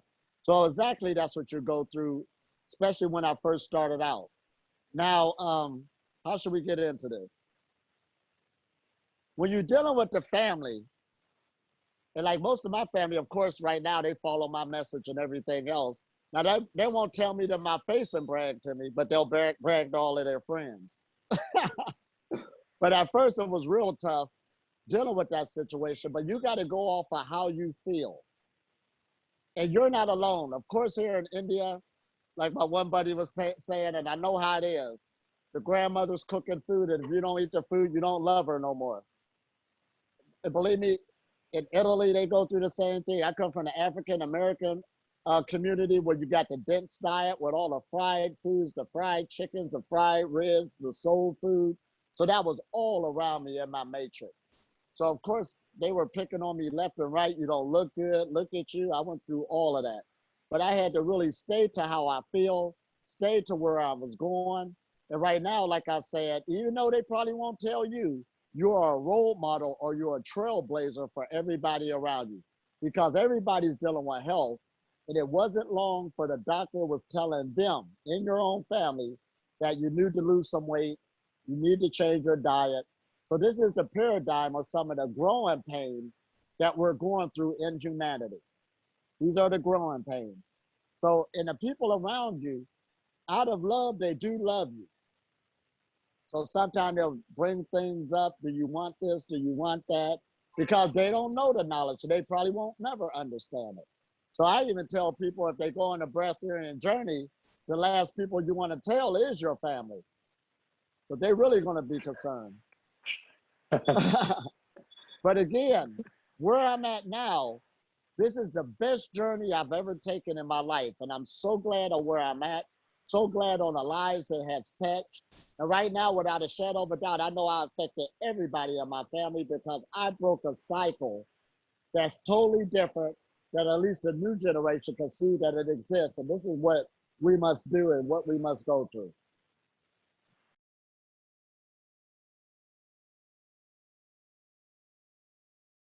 Any relationship between sun gazing and the breatharians? There are a lot of sun gazers who just survive on the sun energy, solar energy. Oh, big time. The sun is our local star. And the sun has so much energy in the atmosphere. We're living in the electromagnetic field of the sun. So even at night, we're getting all of these cosmic forces that's constantly bombarding the earth. Even when you see the stars in the sky at night, they are influencing the earth, influencing all life to the earth with great influxes of energy. Now, when we deal with the sun, just 1 minute of the energy that's being brought to the sun, to the earth, could fuel all the industries on the earth for like 10 years, just from 1 minute of all the energy that's coming from the sun. That's how powerful it is. And we got to give ourselves some credit. Our bodies are so powerful that's living in this. Your body is just giving you enough energy to keep you alive. That's why you do want to get into a meditation. That's a tool to be used so your body can get used to grabbing up enough of this power to come inside the body. Now, sun gazing, when you deal with the technique of it, it's talking about the sun rising in the morning and the sun in the evening. The reason why I picked those time periods so you won't hurt yourself. That's how powerful the sun is. But when you get used to the sun, depending on your genetics and everything else, every day you come outside, the sun is actually nourishing you. Now, listen how powerful the mind is. The medical profession told us that we get vitamin D from the sun, which is a half truth. You know, it's the sunlight that's actually activating the calcium that's in the blood, and then it goes through a synthesis process to make the vitamin D. That shows you right there, we do practice photosynthesis. That tells you right there, even just going off of vitamin D. However, just because nobody told you that, you get more from that. That big nuclear thermal radiator that's in the air is giving us more than what somebody told us to get. So you're opening up your understanding that you are actually getting everything you need from it. You're getting the whole light spectrum from the sun. So again, you don't want to hurt yourself. You don't have to be directly under it. You're breathing in the sun. You got the guts in the sun within you. So utilizing the sun for the breatharian journey, that's basically all you got. This is awesome. The sun is powerful. Like we said, we're in an age now where you can get the medical benefits in the sun. It lowers cholesterol. It lowers blood pressure. And I could go on and on and on what the power of the sun could do. But like I said, I don't need to get up early and stare at it and stuff like this. I'm just wise enough to know that I'm going outside. I'm already in the sun. This is why they call us the children of the sun. There's an awareness that must take place that even depression usually takes place in places that has less sun. So when we want to be healthier and happier, start utilizing the sun on your spiritual journey and start coming into the realization that you are getting nutrients and everything else you need from the power of the sun, our local star. So you're going to make a transition from an earth animal, getting everything you need from the earth, which is dead plants and animals, just like oil, to an air animal. Listen to how I said that, an air animal. When we say breathing off the air, we just don't mean off by the oxygen. You're getting that life force energy that the ancestors called prana, chi, all this other good stuff. Everything you need is in the air. And your body has a body intelligence that it will work, but you must allow it to work by knowing that this can happen. This is a knowing. That's why you got to give yourself time so you can slowly build up your confidence. Because again, your mind is so powerful. If it don't want to do it, it can block the energies. And that's what took place with humanity. It had blocked the energies of unbelief and not trusting the universe, not trusting yourself. You should trust this nature. You were born into it. You were born into it. You're one with the atmosphere.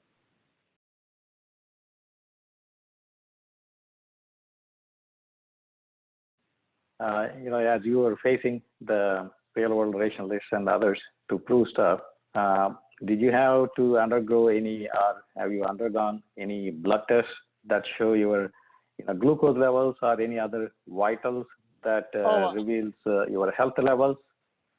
Oh, absolutely. Now, this goes to show you, too, that doctors are people. Sometimes we get that conspiracy theory in our mind that the government don't want you to know this and la, la, la. You don't have to act like that.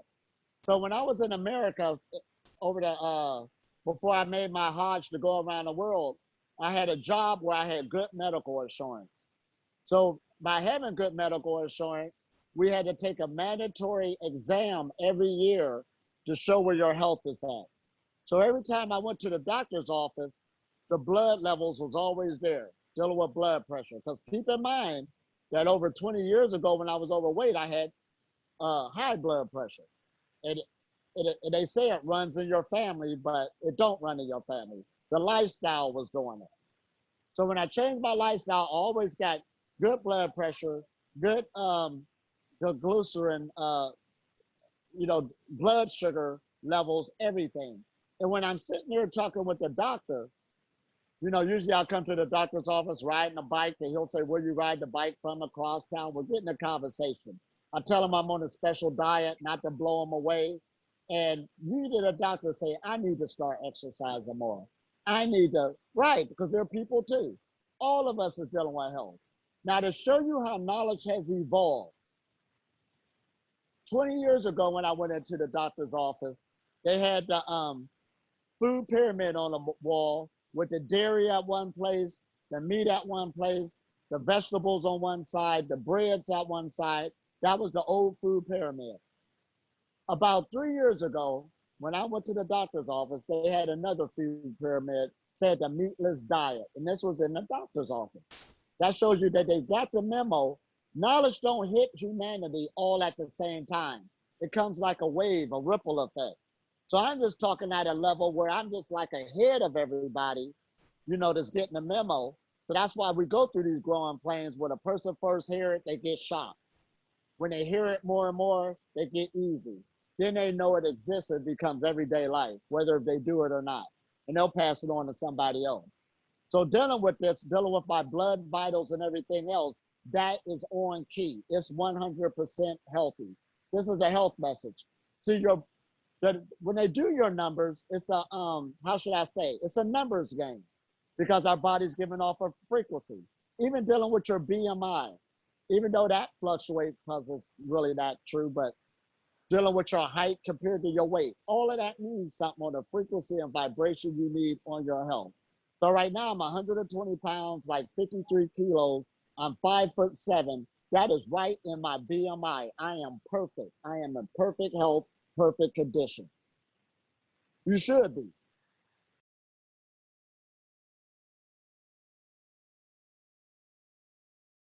The glucose, right? So where is that coming from? Is it coming from the cosmic energy? Does that get converted into the physical actual glucose in the body? Oh, I'm glad you brought that up. Now, this is what we're dealing with. When we got our last medical sciences, first of all, on what the human being needs, it came from people who were eating. We got to go there. And it was talking on a biological, chemical level. So the information we got on how the body works came from that type of mind. When you come into the breatharian journey, we're coming from the we open up the door of the energy level.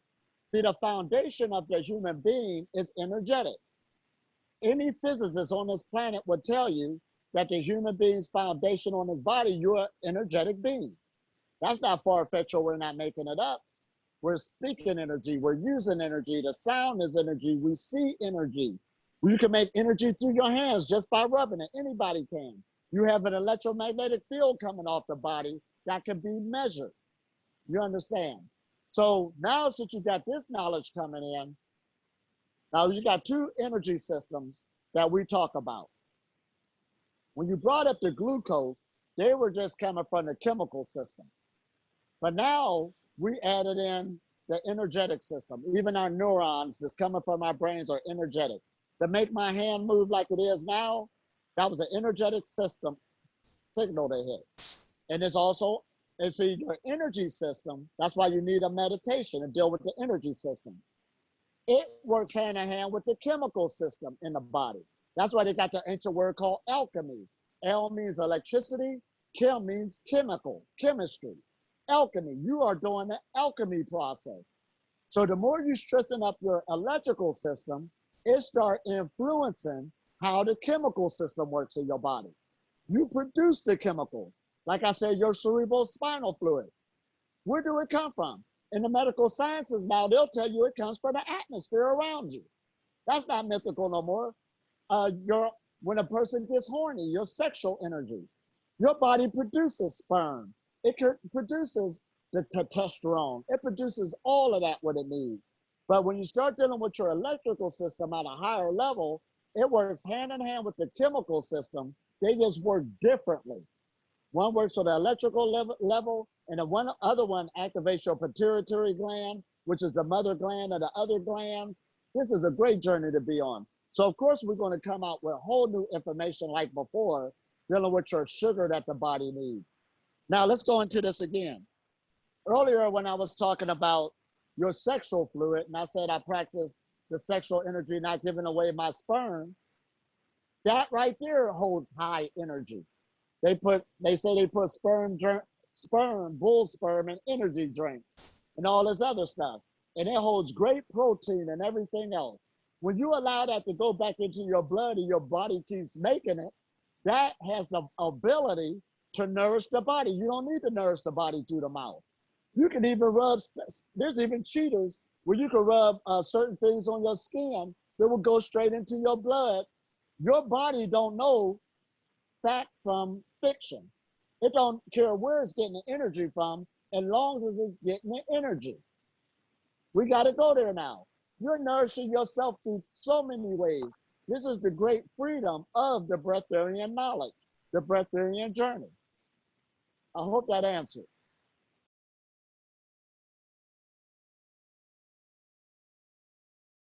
Have you ever suffered from dehydration because of no water? Well, see, this is where it gets good. You don't want to push yourself to dehydration. If you're eating, you need to stay hydrated. We got to think wise now. This is a wise journey about how your body feels. You're coming more in tune with your body's true needs. I don't even teach dry fasting. That's not what it's about at all. Like when I did the one fast a week, I dry fasted, but I was used to that. But when you start going longer periods of time, let's take juice fasting, for instance. Dry fasting works the fastest. That's why people rotate to it. But fasting is temporary, and living off of prana is not fasting. Those are two different things. Fasting is temporary for the body, but living on prana is more long-term for the body and the mind. That's why you need meditation added in it. We got to add that in. Learning how to channel the energy system. So when you're dealing with your body, if you feel hydrated, go get something to drink. Beating up yourself is not going to make you a breatharian. What we said, this is an allowing, and this whole process is natural. You'll come into it on your own. You remember when I said when I stopped drinking the water? I stopped drinking the water because I got tired of using the bathroom. See, the average person, you're not in the age where you're starving to death. People are overeating themselves, overeating. They're eating themselves into sickness. And the average person start finding out you're only eating out of boredom. You don't know what to do with yourself, or emotions. Relationships, somebody says something to you, you need some comfort. That's the only reason why you're doing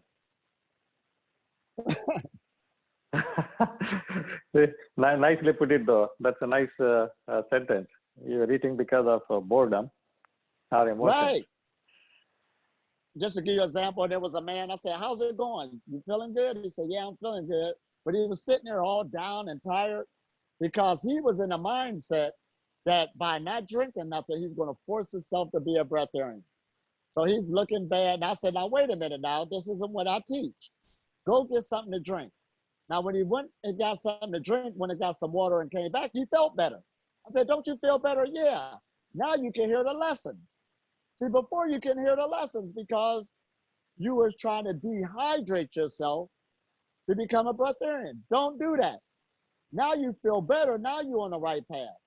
See, even when you left the water, it will be natural. This is what I want the stroke that I want people to get into. Even the food will be natural. You start feeling how you feel compared to when you didn't put that in your body. It's a feeling state. Oh, this is good.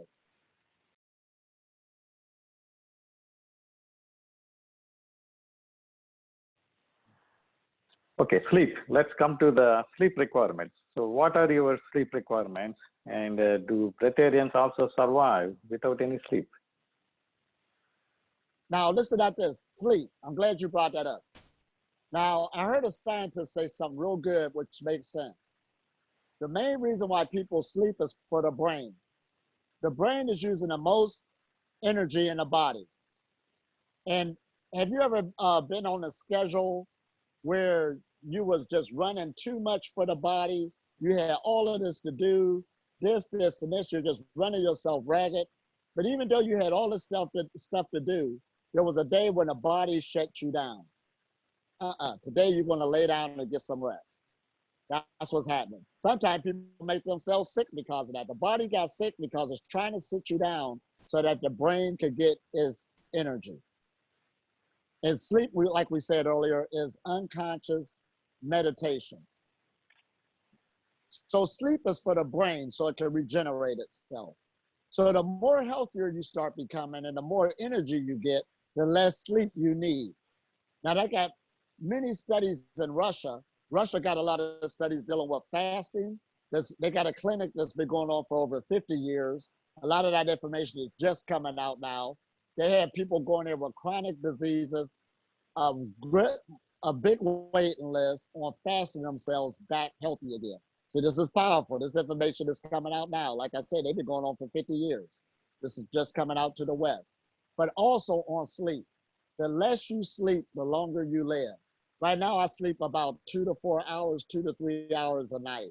And then there's times, depending on what I got going on, due to the excitement, you don't need to sleep at all. You can eradicate that too. And that is also in the scriptures, in the spiritual sciences. It's all about energy again.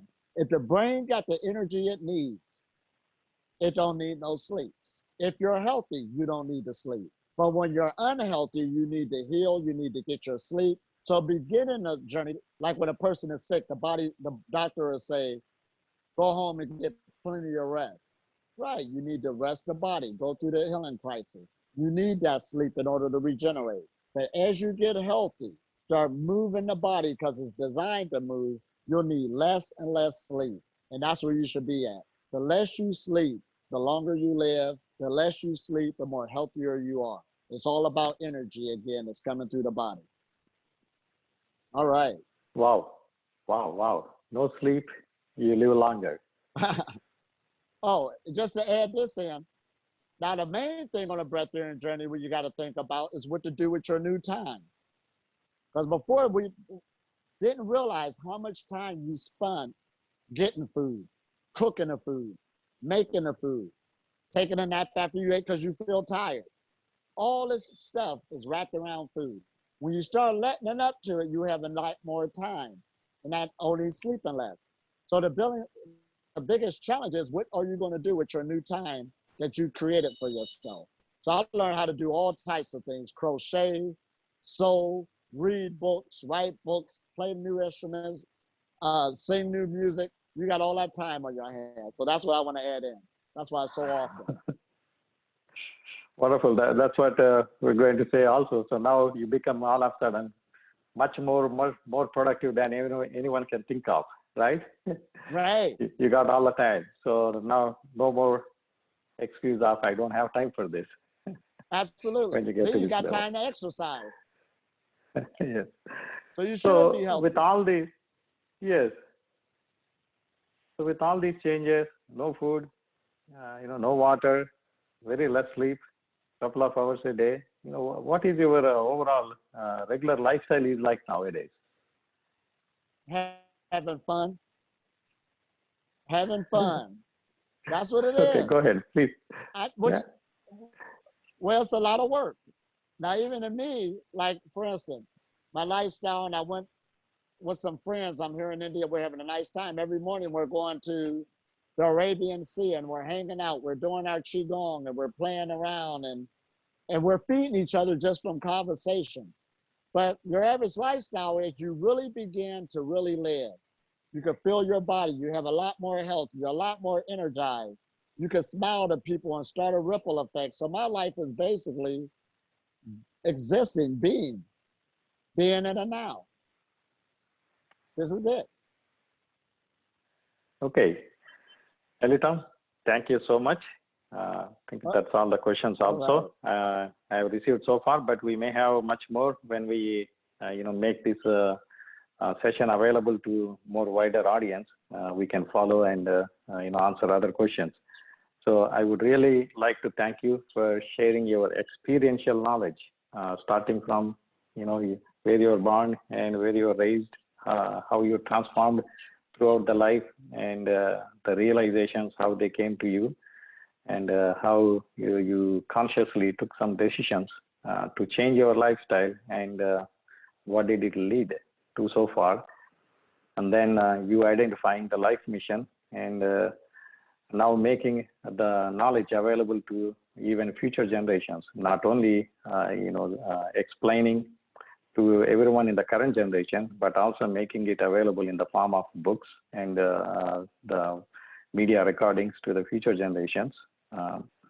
Thank you so much for all of this. So with that, I would say also thank you for all our participants here attending today's session of Meet the Masters. And our master of today is Elitom El Amin. All right. And we'll be meeting many more masters on this World United platform in this series of the Meet the Masters, which is a precursor to the Third World Parliament that is about to start in a few weeks on a continent by continent basis that would happen on all the continents. And so thank you so much. And we'll have more wonderful masters on this platform sharing their wisdoms and their experiences. So until then, this is Srikanth, your host for today, signing off. All right. Thank you.